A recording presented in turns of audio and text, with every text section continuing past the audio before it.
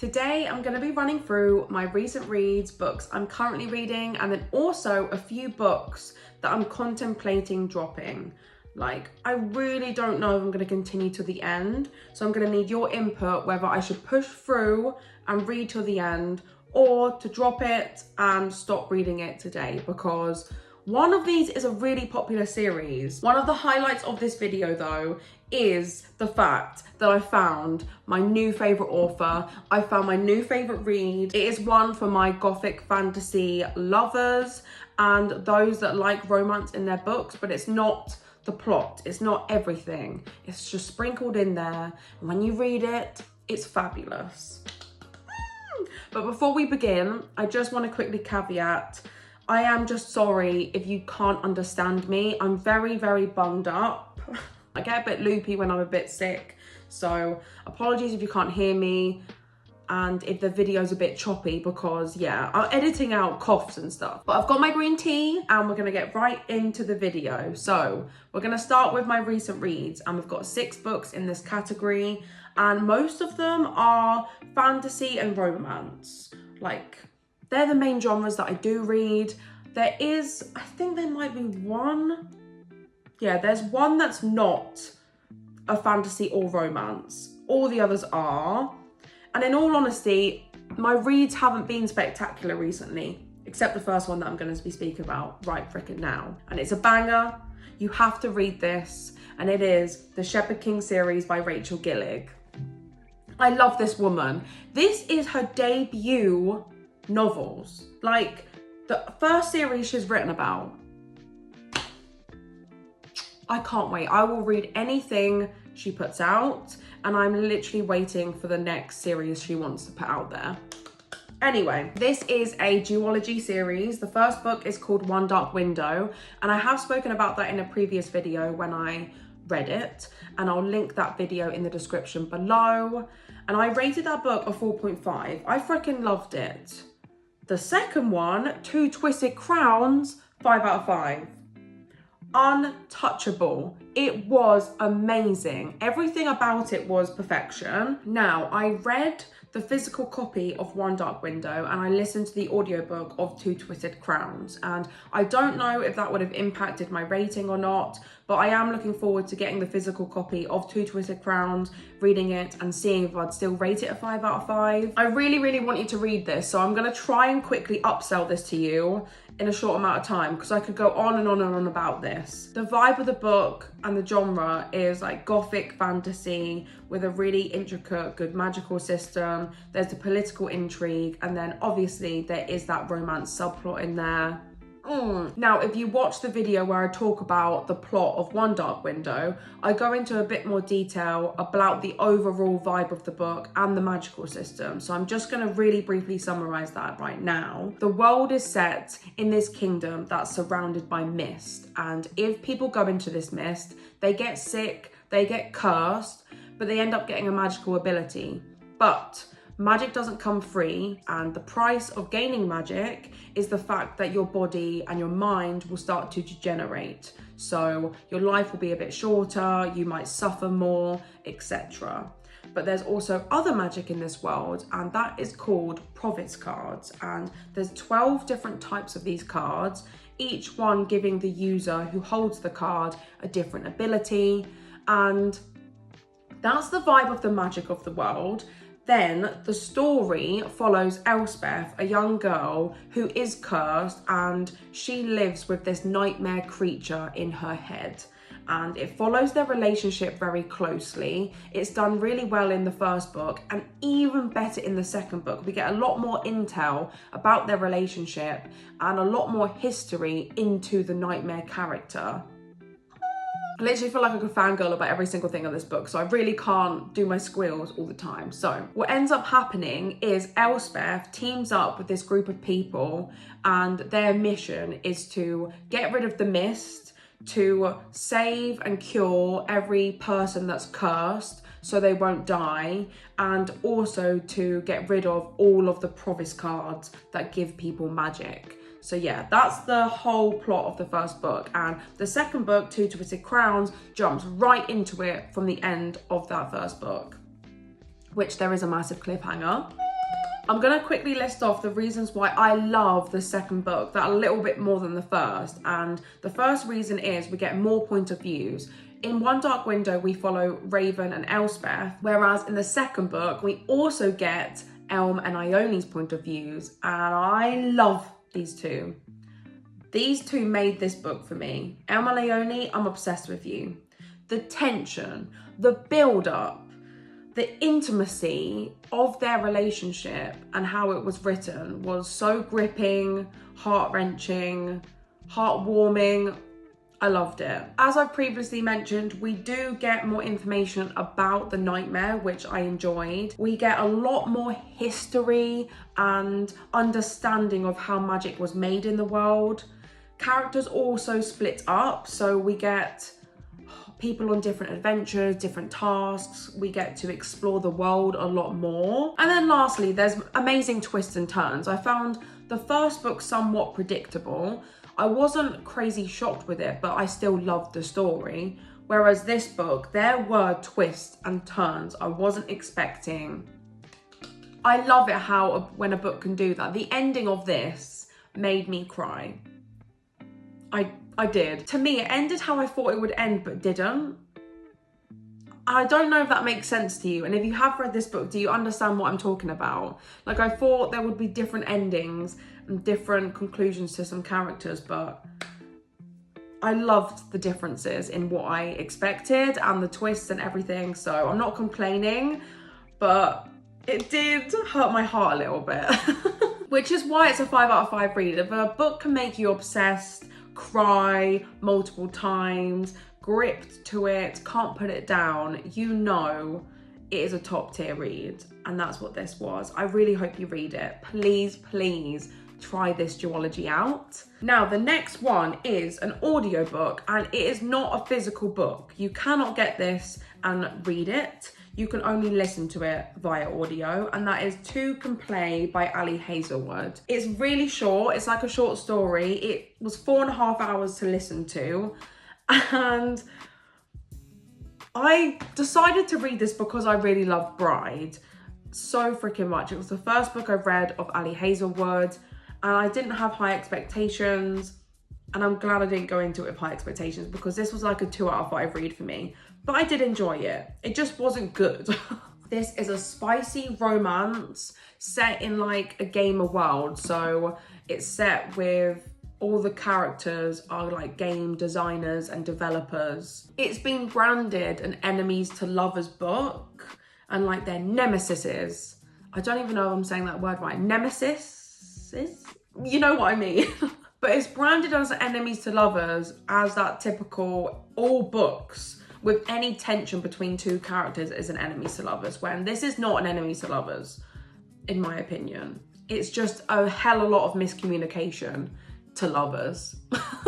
So our story follows Viola, who is a key designer at one gamer firm, and then Jesse, who is a guy who is also a key designer at a different gamer firm. And both of these teams have pitched to build this really popular game, and this company has decided they want to work with both teams.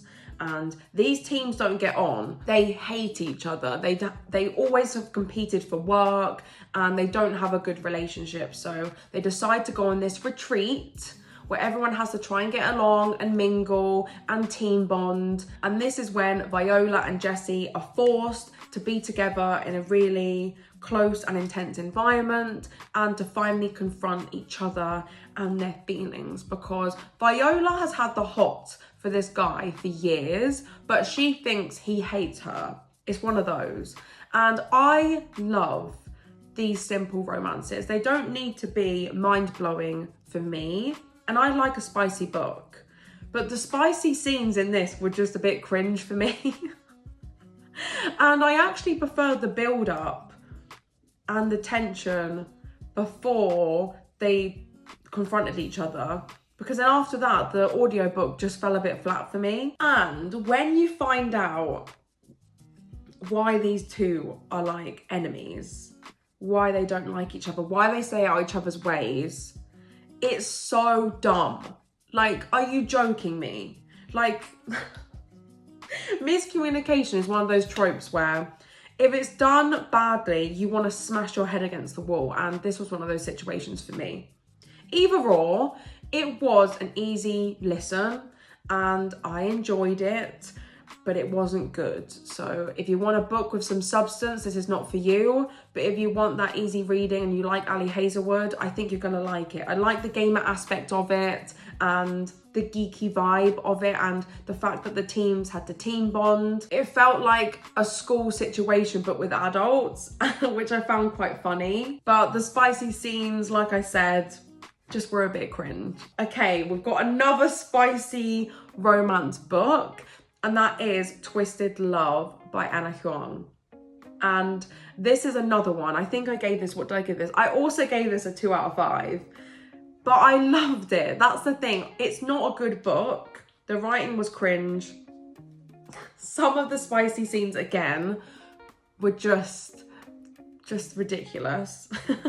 See, that's the thing for me. I can admit to myself when something isn't well written, but then it doesn't diminish my love for the book. It was what I wanted. It was a spicy romance book. It just doesn't compare to her Kings of Sin series for me. Like, her King of Sin series is amazing and I loved it and I really love all the characters. Whereas I didn't warm massively to Ava and Alex. Don't get me wrong, I love the hype and their intense scenes were great. I loved Alex's nickname for Ava and all of that. But I was a bit like meh regarding them two. And that's all I'll say. I hope I don't get any hate for that. This is a brother's best friend romance. So if you like that trope, this is that, and it's done very well. What ends up happening is we follow Ava, who has had a really bad childhood. She's had a lot of memory loss. She had a lot of trauma. Her mum died. But she likes to see the world in a very bright light and see the positive when things look gloomy. And she lives next door to her brother Josh. Now, Josh has just got into a uni or a program, I can't actually remember, but he has to leave and he wants his best friend, Alex, to move in next door so he can keep an eye and look out for Ava and to also look after his house. So then Alex gets brought in and he is this grumpy, very miserable character and he has no emotion. So it's very opposites attract. It's very, she's the sunshine, he's the grumpy. He is like, I don't want anything to do with Ava. Like, that is a no-go relationship. Even Josh says Ava's off limits. So it's, again, it's an off limits romance situation.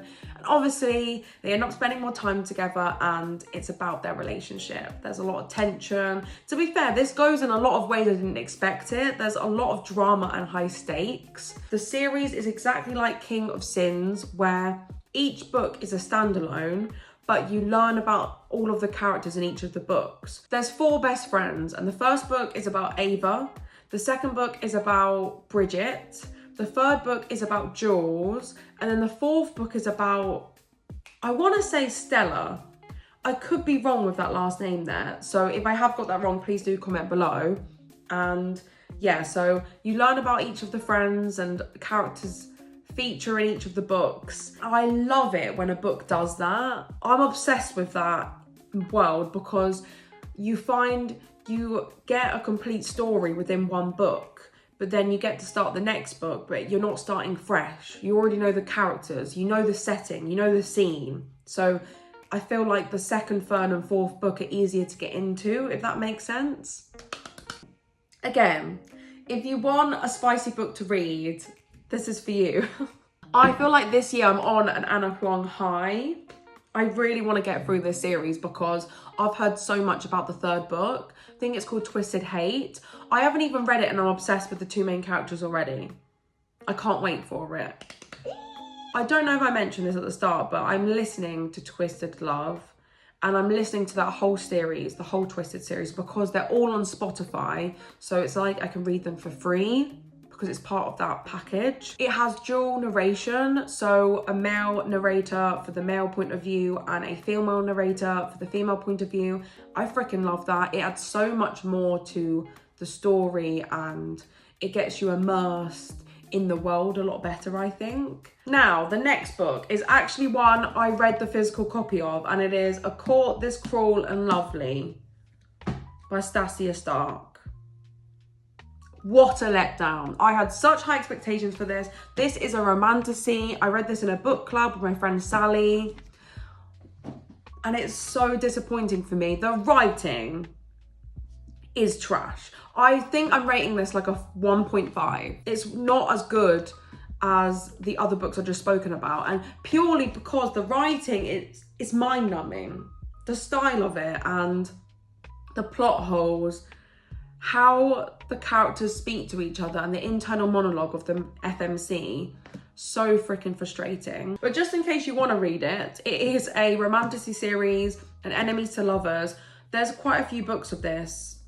I'm not sure how many. I know there's 3 out. There could be 4. It's a dual point of view. So we follow Patricia, who is our FMC, and what is he called? Lorian, who is our MMC. It's set in a world where every human is born with magic, but when they're born, the gods take their power away and they're re-gifted it back on their 25th birthday. Now, some babies keep their power, and if you're one of those people, you're known as the corrupt. And these people are hunted out. They're known as like dangerous, and they're against you, they're against the gods. And lo and behold, Patricia, our main character, she is one of the corrupt, and she has the power to stop time. The whole story basically follows Patricia on this journey of discovering who she is, what her magic really means.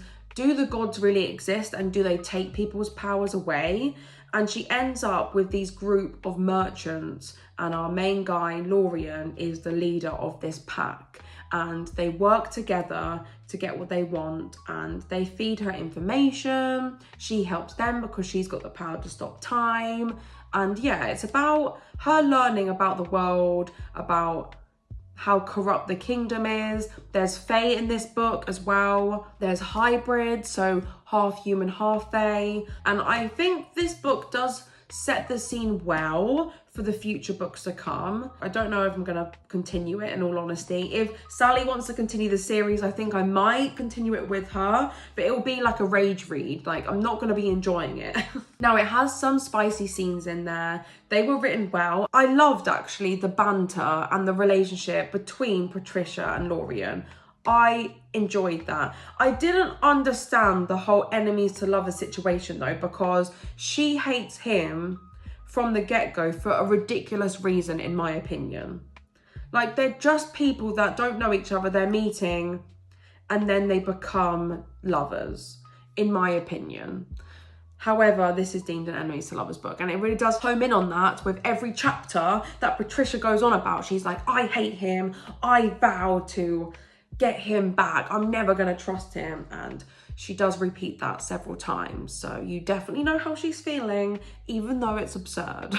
Right, even though I scored it a 1.5, it does have elements that I loved, and the main thing of that is the merchants and the found family that Patricia has with these guys, and how protective all of these men get over her. The comedy aspect of the 6 of them together was a chef's kiss. I'm not gonna lie to you there. It's just the overall plot and the plot holes and the world building lacked for me. And again, the writing was poor. So if you want to give this a go, Patricia, she ends up being a bit of a badass. She's just a bit moany. I don't know how I can sell this to you to try and read it. I don't know if I would recommend it to you, in all honesty. I wouldn't. But if I've said something that might spark your interest, try and give it a go. Oh my god, I'm really sorry about the lighting of this video, because it took me ages to edit out coughing and stuff, so yeah. It's gone from light to dark, and I really hate that. The next is The Guest Cat by Takashi Hirade. I'm not going to go into this at all because I've got a whole video on it, which I'll also link down below. But spoiler alert, I freaking love it. This is a literary fiction. It's not fantasy or romance. It's like a autobiography and a diary entry of the author's experience him and his wife has had with the neighbour's cat. And that's all I'll say. Please do watch my video on that because I do sing its praises. I love it so much. Give this a go. And then lastly was another audiobook, and that was Pages to Fill by Travis Baldry. Hope I'm saying his name right, but this is a prequel to Legends and Latte, and it's so short. The audio is 55 minutes, so it's so quick to listen to. I'm assuming that won't even be 55 pages, so it would be so quick to read, and it was cute. I think I rated this a 3 or something.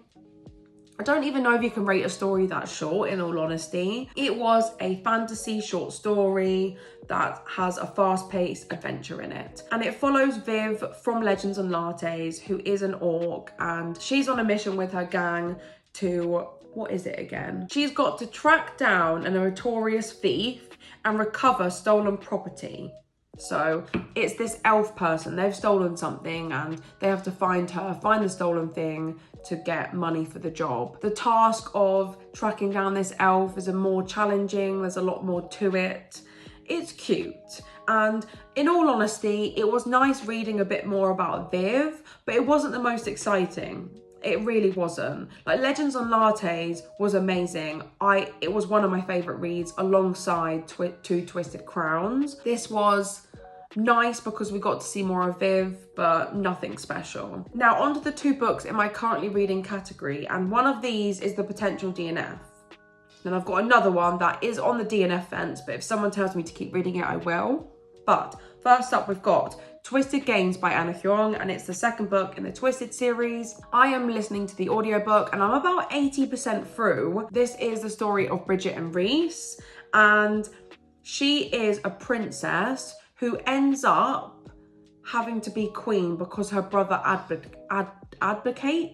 I don't know if I'm saying that word right, but I'll put it on the screen what word I'm trying to say. So she's thrown into this world where she was this standby royal figure, but now she's going to be the head royal figure.